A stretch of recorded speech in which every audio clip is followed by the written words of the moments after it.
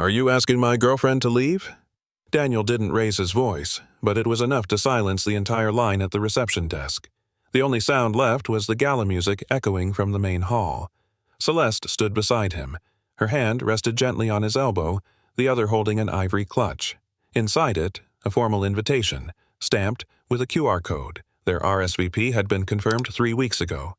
The manager glanced down at the list, paused, scanned up, then down again. I'm sorry, but her name is no longer in the system. He said it with a voice trained not to draw attention. Celeste didn't flinch. She stood tall, eyes steady, as if this had happened before, too many times. A glass clinked sharply against the marble counter. No one picked it up. A soft click from a camera sounded from the corner of the room. 12 minutes later, nothing was in their control anymore. If something about this room feels off to you, you're not alone. Don't forget to subscribe to follow the full story. What do you think really happened behind those gala doors? Leave a comment below. The bedroom was quiet. A warm desk lamp cast a soft glow onto the mirror. Celeste stood before it, fastening her second earring. Her curls were loosely tied at the nape. Not styled, just neat. A white dress hugged her shoulders, simple yet perfectly fitted. She wore little makeup, just a touch of lipstick, a thin line of eyeliner, just enough not to look tired under scrutiny. She opened her phone, scrolled up. The invitation was still there. Bold headline, confirmation. Whitmore Literary Gala, award honoree. Celeste stared at it for a long moment, as if reminding herself, this is real. You were invited. You deserve to be there. She turned off the screen, picked up her clutch, took a deep breath. The room remained still, but inside her, something shifted. Daniel waited by the building entrance, leaning casually against the car. Gray suit, deep blue tie, a silver watch at his wrist, simple but elegant. When Celeste stepped out, he looked up instantly. His eyes lit up, like he'd been waiting all day for this moment. He opened the door, steadying her hand as she got in. You okay? Celeste nodded. No words needed. He understood. The car glided past quiet streets. Daniel remembered that conversation. His mother's voice, cold, precise, like a blade wrapped in silk. You really need to think this through. She doesn't belong in places like that, and you know it. He hadn't responded. He simply stood and walked out, leaving dinner untouched. That night, he texted Celeste a single line. Come with me? She typed back. You still want me to? He replied, no one else. The glass doors opened. A wave of perfume and champagne spilled out like its own atmosphere. The couple ahead was greeted with radiant smiles. Welcome, please, right this way. Clinking glasses rang from the grand hall. Daniel and Celeste approached. He offered the invitation. The receptionist accepted it. Eyes scanned Daniel, polite smile, then turned to Celeste, and stopped. Not in surprise, not in curiosity, but judgment. A pause, a glance from the guest behind them. Another couple breezed past, welcomed like regulars. Celeste felt eyes clinging to her back. No one spoke to her. No one said hello. She was used to silences like this, but not here, not tonight. The manager looked down at the screen, scanned it once, then again, slower. I'm sorry, but her name isn't on the list tonight. His voice stayed calm, but his eyes avoided theirs. Celeste said nothing. She opened her clutch, took out her phone, and held up the screen. The invitation was clear. Date, time, her name, confirmation code, event logo. The manager glanced at it, then at his own name badge. There must have been a recent internal update from the executive team. He almost whispered it, as if afraid of his own answer. Daniel's fingers tightened slightly on his suit jacket. We confirmed 3 weeks ago. His eyes didn't blink. His tone was low, but no one interrupted. A staffer in the back turned away quietly. Celeste remained still. The air between the three of them tightened like a frayed cord about to snap. A car door shut outside. Footsteps clicked softly against the stone floor. Measured, sharp. A silver-haired man in a charcoal suit stepped inside. Victor Langston. His eyes swept the reception area, stopped on Celeste. Daniel recognized him immediately. No need for introductions. No one dared greet him. Victor looked straight at the manager. His voice wasn't loud, but no one missed a word. Why is she still outside? Silence. A waiter froze mid-step inside the hall. The music still played, but felt distant now. The entire room began to shift its gaze toward the door. Celeste didn't move, but this time she tilted her head slightly, just enough to see the man who had spoken. Victor stepped forward, his voice firm, grounded. "She's on the list. I personally nominated Celeste Hayes." A silence dropped, thick and heavy. The manager blinked. The hand holding the guest list trembled slightly. I wasn't informed of that." He glanced toward someone inside. No one replied. Victor didn't furrow his brow, didn't raise his voice. "The nomination was submitted formally, through the executive office, a month ago." Daniel pulled his phone from his inner pocket, said nothing, quietly started recording. Celeste looked at him briefly, then turned back to Victor. Her face didn't change, but her fingers tightened around the clutch. A server paused in the aisle, then quietly took another path. No one wanted to walk through the middle of this, because now everyone understood. This wasn't just about protocol anymore. A different staff member approached. A small nod, then a gesture. "This way." No apology, no explanation. They were escorted past white linen tables and flickering candlelight. Laughter and clinking glasses carried on, but a few stares lingered as she walked by. Not cruel, not warm, just measuring. Their table was near the back of the room, right beside the staff service path. On the table, name cards gleamed with embossed gold edges, except one. Celeste's, handwritten, silver ink, a slant in the letters, no logo, no raised print. Unlike any other name here. She pulled out her chair and sat. Said nothing, but the table said enough. Daniel sat beside her, his hand resting on the back of her chair. He leaned in, voice low, just for her.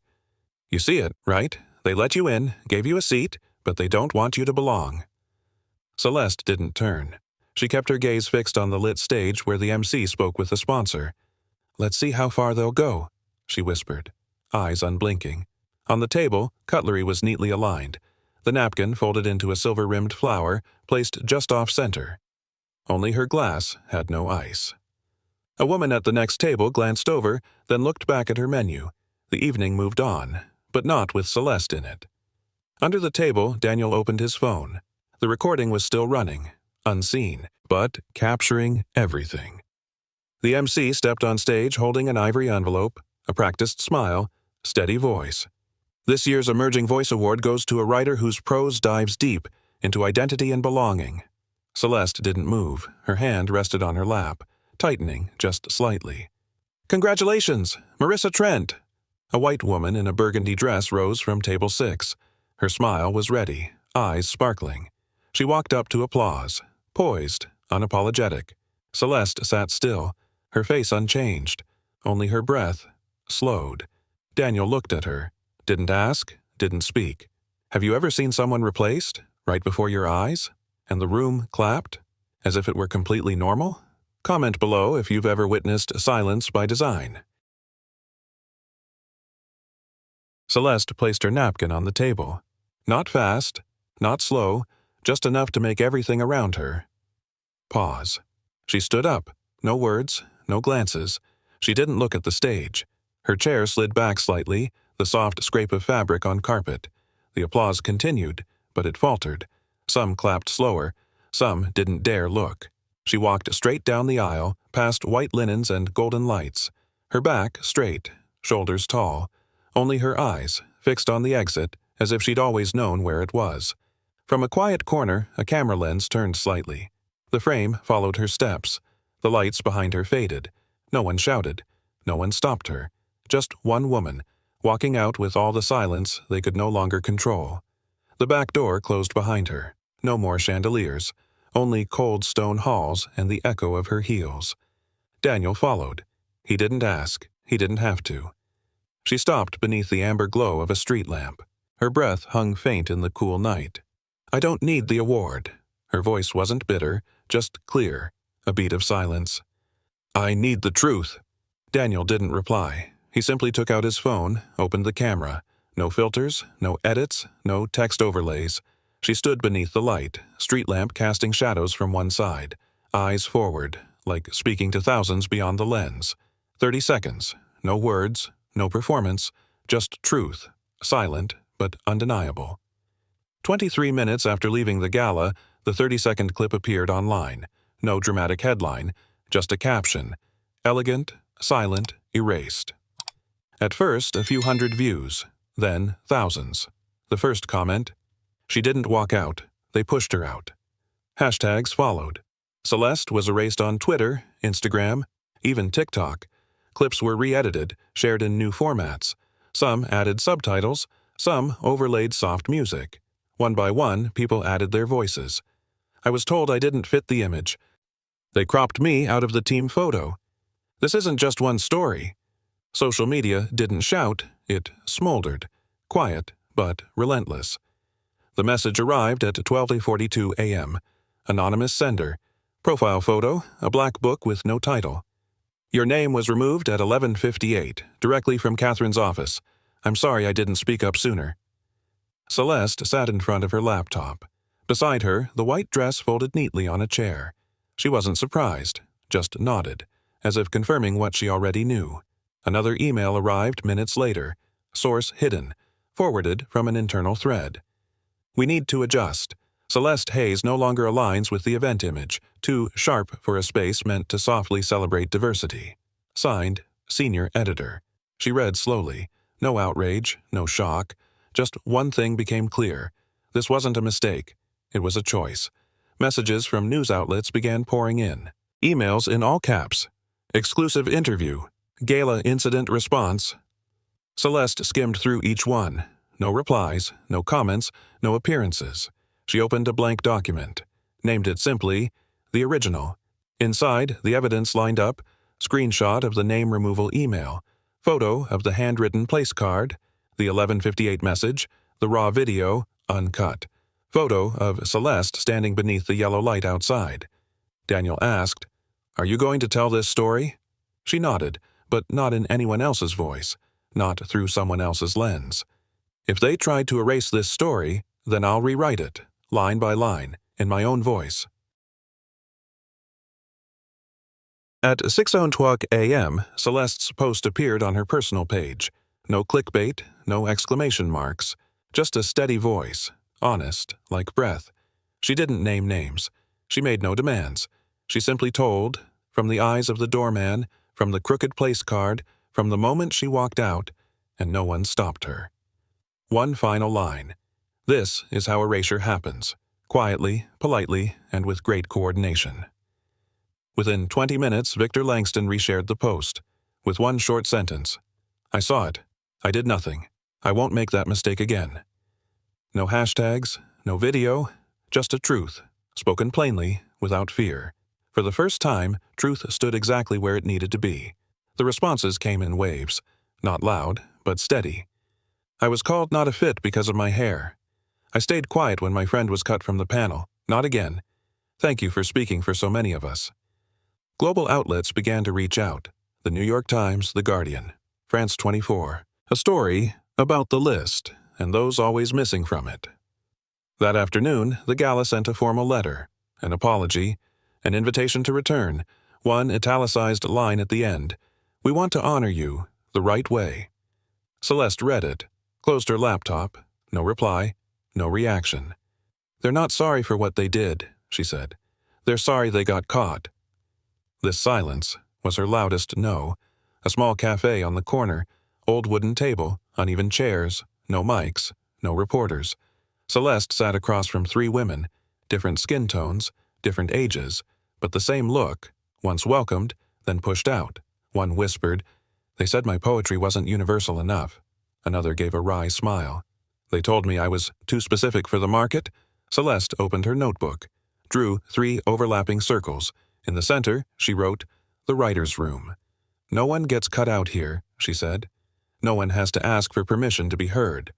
From one act of erasure, they built a platform, not to fix the old table, but to build a new one, honest, wide, and without a locked door. An old building at the end of the block. Low ceilings, flickering lights, cracked white walls. No cameras, no champagne, just plastic chairs arranged in a circle. Each person held a half-cold paper cup of coffee. Celeste stepped forward with a folded sheet of paper. No mic, no echo, just her real voice, her real words. "The first time I was told I didn't fit the audience, I was 17. Not because of what I wrote, but because of the skin I wrote it from. A woman in the crowd wiped her eyes. A young person whispered, "That's exactly what they told me." No suits, no spotlight, but every word read, clear, weighty, and impossible to erase. A teenage girl stood up, gripping a crumpled page, folded in quarters. 17, dark green hoodie, cornrows tight to her scalp. Her voice trembled, but her eyes didn't.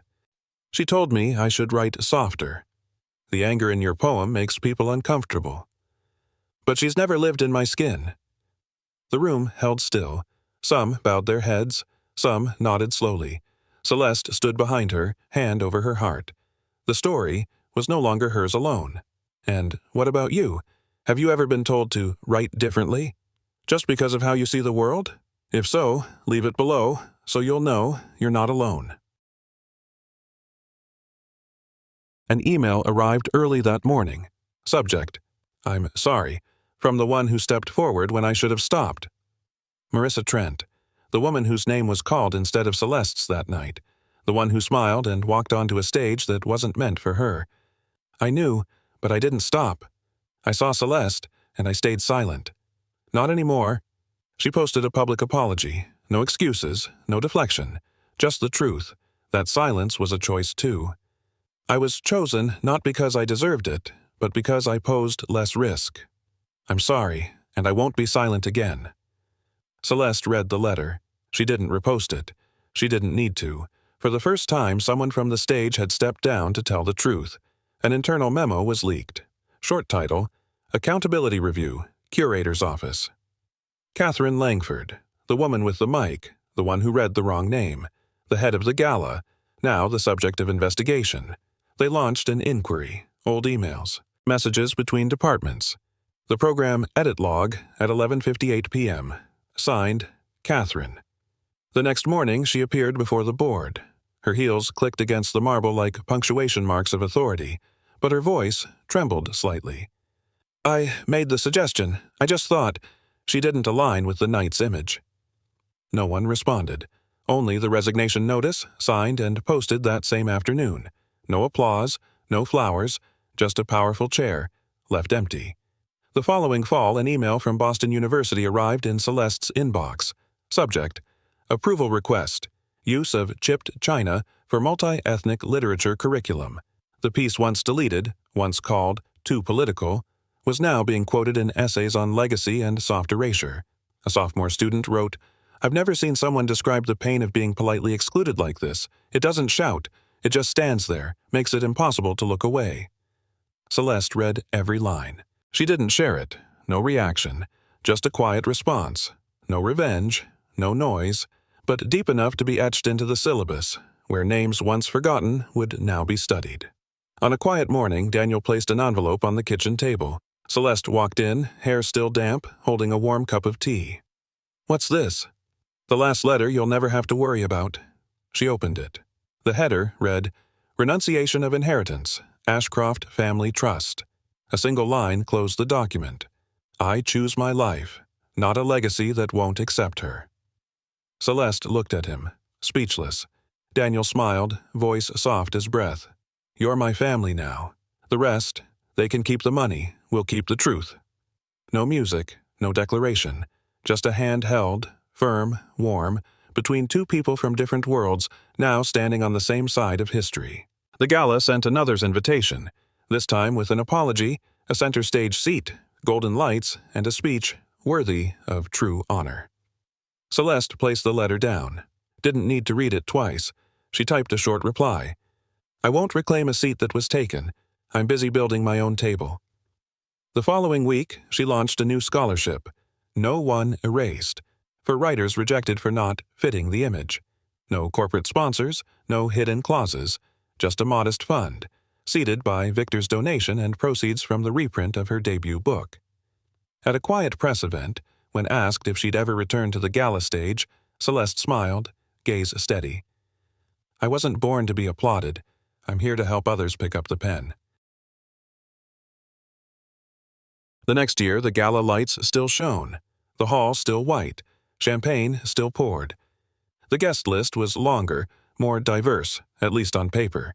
At the front tables, between two velvet chairs, sat one empty seat. A small, gold-edged nameplate. Celeste Hayes. No title. No footnote. No one sat in it. Even with missing chairs elsewhere, no one dared pull it closer. The MC announced this year's winner with practiced cheer, but a few eyes drifted back, drawn to the empty space. No speech, no explanation, just a seat no one could replace. And sometimes, absence speaks louder than anything ever allowed to be said. Saturday night. The writer's room was full. Plastic chairs packed close. A few sat on the floor. Sticky notes covered the wall. This is a place you don't need permission to be heard. No projectors, no wireless mics, just a wooden chair and a chalk drawing of a pen on the wall. Celeste stood in the back, clipboard in hand, checking the open mic sign-up list. No speech, no spotlight. A young girl stepped up to read. A father brought his child to listen. The applause wasn't synced, but it was real. Celeste smiled. No stage, no spotlight, and she didn't need one. Because now, she wasn't the only voice. She was the reason others dared to speak. After the reading, chairs were folded, tea was poured, whispers filled the air.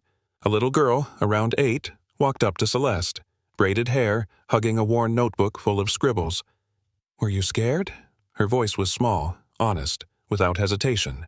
Celeste bent down to meet her eyes. The warm light fell gently on her face, soft, steady. "Yes," she smiled, without flinching. "But I was more afraid of staying quiet and one day disappearing, like I was never here." The girl nodded, not understanding every word, but feeling it all in her chest. Celeste placed a hand on her notebook. "And you? Is there something you want to keep alive?" The girl nodded again, then opened the notebook and began to write. A quiet talk after the event. No grand stage, just a worn table and half-empty cups of tea. A young reporter held a trembling notebook. She looked at Celeste. "Why didn't you go back to the gala? They invited you. They apologized. They've changed." Celeste didn't rush her answer. She looked around the room, where people read poems, where children took notes, where those once rejected were now rewriting themselves. Then she spoke, slow and certain. "I don't need to be chosen. I choose myself.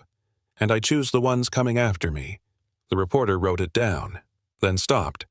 Some truths don't fit in headlines. They're only meant to be heard and remembered. The screen fades to black. No more dialogue, just soft piano, each note like a drop. White text appears, centered and clear. "Have you ever been erased from a room? Told you didn't belong? Left quietly and no one noticed?" A silent pause, then, type, "Me too." So, no one stays silent alone. Below, the logo fades in, the writer's room, where no one needs permission to exist. If you've ever been a Celeste or watched someone like her be cut from the frame, share this video. Subscribe to help tell the stories still left untold.